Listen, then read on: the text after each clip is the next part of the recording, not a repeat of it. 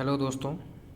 जैसा कि आप सभी को पता है कि 27 से 28 दिसंबर को ग्राम विकास अधिकारी राजस्थान में जो अभी वैकेंसी आई है उसका प्री का एग्ज़ाम होने को है।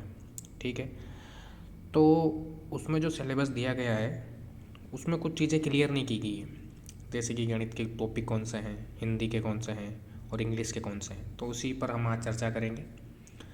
तो मैं आपको कुछ सिर्फ इम्पोर्टेंट जो टॉपिक हैं उन्हीं के बारे में बताऊँगा। जैसे कि अगर हम बात करते हैं वर्ल्ड ज्योग्राफी की, तो उसमें सिर्फ अपने को ज़्यादा नहीं पढ़ना है। महाद्वीप हो गए, महासागर, पर्वत, ज्वालामुखी, झीलें और मैदान, हाँ और भी पढ़ सकते हैं, लेकिन ये चीज़ें हमारी क्लियर होना बहुत ज़रूरी है।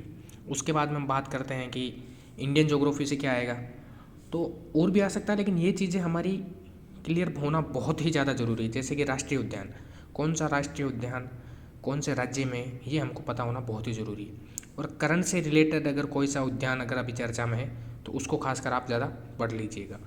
प्रमुख नदियाँ हो गई, मिट्टियाँ हो गई और वन रिपोर्ट, ये बहुत ही ज़्यादा ज़रूरी है।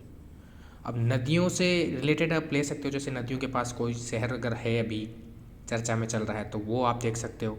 इनकी सहायक नदियाँ कौन सी है, कौन सी मिट्टी में कौन सी फसल उगाई जा रही है, ये जानना बहुत ज़रूरी है। इसके अलावा भी आप पढ़ सकते हो, लेकिन ये ज़रूरी है। हम बात करते हैं जिसके लिए आप इस वीडियो पर आए हो कि गणित के कौन से टॉपिक हमें पढ़ने चाहिए।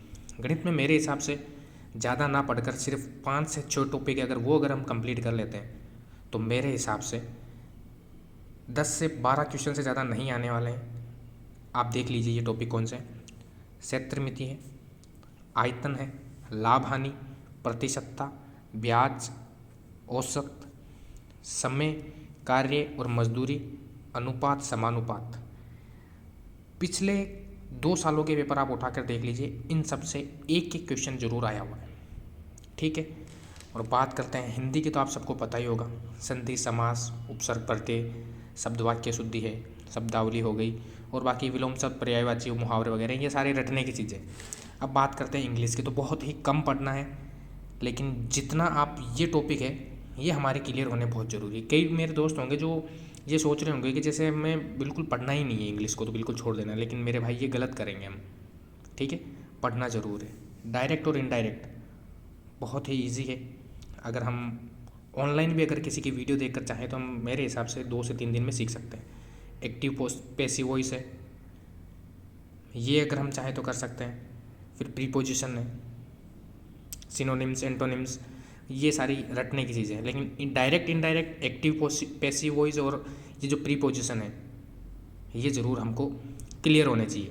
तो जितना हम इन चीज़ों को क्लियर करेंगे, छोड़ने से अच्छा है कि हम इन चीज़ों को पढ़ सकते हैं। क्योंकि पिछले साल के जब मैंने पेपर देखे हैं तो उनमें से ये अगर हम थोड़ा बहुत भी जानते हैं तो 4 में से 3 ऑप्शन तो नॉर्मली उन्होंने इतने गलत कर रखे हैं कि अगर थोड़ा बहुत भी अगर हमें पता होगा तो हम सही कर सकते हैं। तो आप ये पूरा देख लीजिए।